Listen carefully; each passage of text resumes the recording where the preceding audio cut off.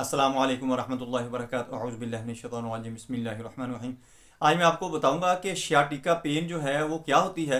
और अक्सर लोग इसके मुताल्लिक बहुत ही गलतफहमी का शिकार रहते हैं और उनको पता ही नहीं चलता कि उनको शियाटिका पेन है और ये कितनी ख़तरनाक हो सकती है। उनको डिसेबल कर सकती है, अपाहज कर सकती है, पैरालाइज कर सकती है कि अगर इसकी गलत ट्रीटमेंट हो जाए, इसकी गलत डायग्नोज हो जाए तो इसकी बहुत ज़्यादा कॉम्प्लिकेशन पैदा हो जाती है।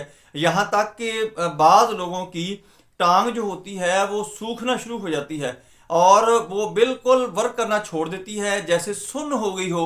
उसके अंदर कोई एक्टिविटी नहीं रहती, उसके अंदर कोई सुनसनाहट नहीं रहती, उसके अंदर कोई वर्क नहीं रहता। इतना शदीद किस्म की कॉम्प्लिकेशन पैदा हो जाती है। आज मैं आपको सारी डिटेल से बताऊंगा। सबसे पहले आपने ये करना है कि मेरी वीडियो को आगे आपने लोगों के अंदर शेयर कर देना है, ताकि जिन लोगों तक मेरी वीडियो नहीं पहुंच रही उन तक पहुंचना शुरू हो जाए। और आपने इस वीडियो को अच्छी तरह देखना है, सुनना है, समझना है, आपको बहुत ज़्यादा फायदा होगा। दोस्तों, शियाटिका पेन जो है वो उसका बेसिकली जो ताल्लुक है शियाटिका नर्व के साथ है। शियाटिका नर्व जब हमारे वर्टेब्रा जो होते हैं, हमारी डिस्कें जो होती हैं, कमर की हड्डी के अंदर छोटी छोटी जो हड्डियां होती हैं, उनके दरमियान से वो खला होता है, वहां से वो शियाटिका नर्व बाहर निकलती है और आगे सारे हमारे असाब को, हमारी जिस्म के करंट को वो आगे सप्लाई करती है। अगर वहां पर वो डिस्क अपनी जगह से हिल जाती है, वो उसको ऐसे दबा देती है, जिस जगह से वो दबती है और जिस उज़्व के मुताल्लिक उसका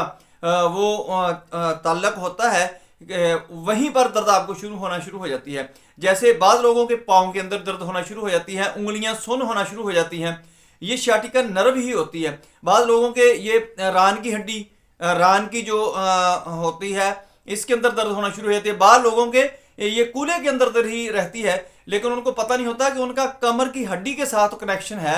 या बाद लोगों के ऐसे होता है कि घुटने के नीचे दर्द होना शुरू हो जाती है और बाज के जो पिंडली की मसल्स होते हैं वहां पर दर्द होना शुरू हो जाती है और ऐसे महसूस होता है जैसे वहां पर गांठें बज गई हों और मरीज को चलना मुश्किल हो जाता है। आप देखेंगे कि जवान जवान जो लोग हैं उनको मसला बना हुआ है और अक्सर लोग ये कहते हैं कि हमारी वो डिस्क का मसला बन गया है, वो डिस्क ठीक नहीं हो रही, हम ऐसे कर रहे हैं। दोस्तों, इसका इलाज आसान भी है और अगर आप समझ कर ना करेंगे तो बहुत इंतहाई मुश्किल और ख़तरनाक भी है। सबसे पहले तो आपने ये करना है कि अपना बॉडी पोस्चर जो है, जिन लोगों को अभी तक शियाटिका पेन की तकलीफ अल्लाह करे नहीं हुई और ना हो, तो उनको चाहिए कि वो बॉडी का पोस्चर जो है वो बिल्कुल सीधा रखे, ऐसे जैसे मैंने बैठा हूँ। आपने कमर को पीछे को गुलाई नहीं देनी, आपने आगे को झुक के नहीं बैठना, आपने कमर को बिल्कुल सीधा रखना है, तो शियाटिका पेन इंशाल्लाह आपको होगी ही नहीं। और जब आपने कोई वजन उठाना है या कहीं कोई ऐसा काम कर रहे हैं कुछ जो खड़े होकर करना होता है, या कोई बाज़ दफ़ा अचानक बैठना पड़ता है, ऊंधे मुंह होना पड़ता है, तो उसको जब आप मूवमेंट करते हैं तो उस वक्त भी आपने आहिस्तगी से ये करना है कि कुछ झटका ला के आपके वर्टेब्रा को प्रॉब्लम ना आ जाए। वर्टेब्रा उसी वक्त जब आपके मसल्स लूज होते हैं, कमज़ोर होते हैं, तो उसी वक्त आपकी डिस्क मोहरों का मसला बनता है।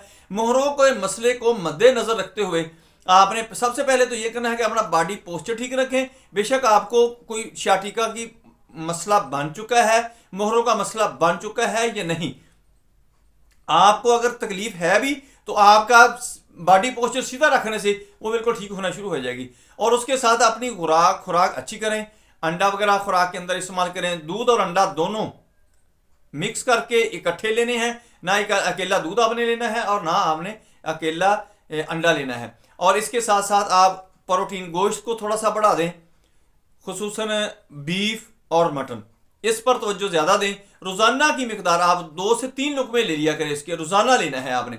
और इसके साथ साथ आपने ट्रीटमेंट लेनी है और अपना लाइफस्टाइल देखना है कि बैठने का जो खुसूसन पोस्चर है, खुसूसन मोटरसाइकिल की सवारी जो है जहाँ पर आपको झटके ज़्यादा लगते हैं, साइकिल के ऊपर झटके ज़्यादा लगते हैं, वहाँ से आपने परहेज़ करना है।